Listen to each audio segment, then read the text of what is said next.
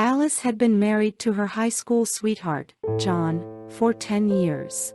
They had met in their senior year. And from the moment they locked eyes, they knew they were meant to be together. They had shared so many beautiful moments in their relationship, from long walks on the beach to cuddling up on the couch, watching movies. But it all came crashing down when Alice found out about John's infidelity.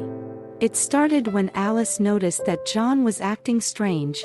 He would always be on his phone, texting and calling someone. Alice had always trusted John, but the more he tried to hide his phone, the more suspicious she became. One day, Alice couldn't take it anymore, so she decided to confront him. John was hesitant at first, but Alice pressed on, demanding to know what was going on. Finally, John broke down and confessed that he had been seeing someone else. Alice was devastated. She couldn't believe that the man she had loved for 10 years could do something like this to her. John explained that he had been feeling neglected and unappreciated in their marriage. He had met someone who made him feel alive again, and he just couldn't resist. Alice was heartbroken. She had always tried her best to make John happy, but it seemed like it was never enough. Despite her initial anger and hurt, Alice decided to give John another chance.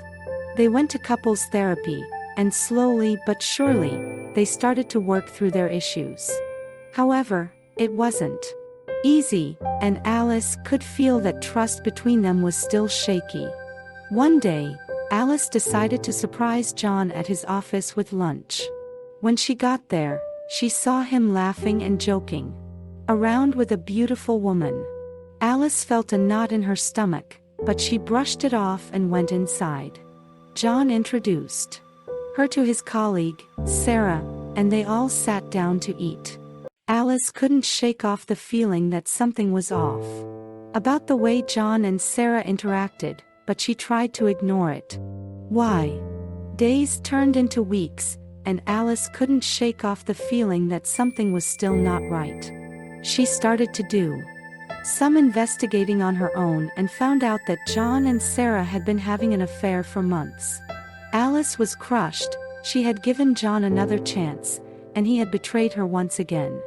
This time, Alice knew that she had to let go of John. She couldn't bear to be with someone who had broken her trust and hurt her so deeply. Alice filed for divorce and moved out of their house. Months passed, and Alice slowly started to heal. She realized that she didn't need John to be happy and that she deserved someone who would love her unconditionally and be faithful to her. Alice started to go out more, and she met a man named Alex. Alex was kind, caring, and he treated Alice with the respect and love that she deserved. Years later, Alice was happily married to Alex, and they had 2 beautiful children. She had moved on from John, but she would never forget the pain and heartbreak that he had caused her. Alice learned that sometimes, even the people we love the most can hurt us the deepest, but it's important to remember that we are strong enough to heal and move on.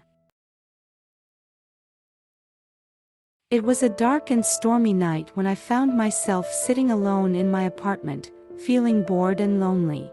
My husband was out of town for work, leaving me with nothing to do but twiddle my thumbs and watch the rain pour down outside.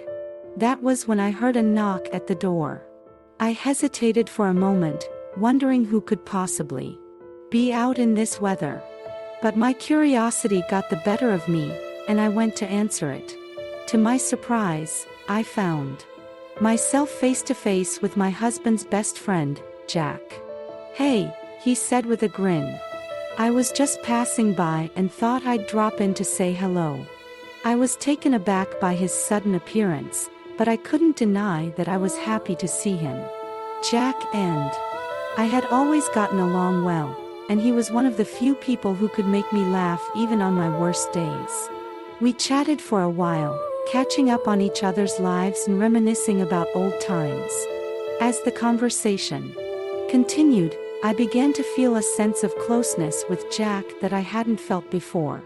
Maybe it was the intimacy of the moment, or maybe it was the wine we had been drinking, but something inside me was drawn to him. That was when it happened. One minute we were laughing and talking, and the next we were kissing passionately. I knew it was wrong, but I couldn't stop myself. The thrill of being with someone forbidden was too much to resist. We moved to the bedroom, our bodies entwined in a frenzy of desire. I could hear my husband's voice in the next apartment, but I pushed it to the back of my mind. In that moment, nothing mattered but the pleasure that Jack and I were giving each other. Afterwards, we lay together, panting and sweating. I knew what we had done was wrong, but I couldn't bring myself to regret it. For that one night, Jack had made me feel alive in a way that my husband never had. The next morning, I woke up alone in bed. Jack was gone, leaving behind only a note thanking me for a wonderful evening.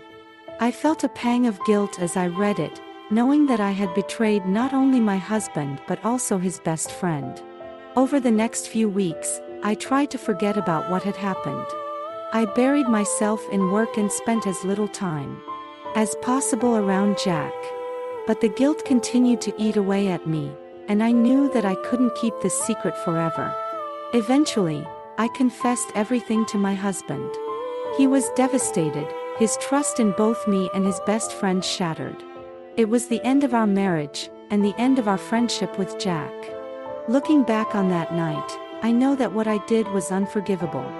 I destroyed 2 relationships that meant everything to me, all for a fleeting moment of pleasure. It's a mistake that I'll regret for the rest of my life.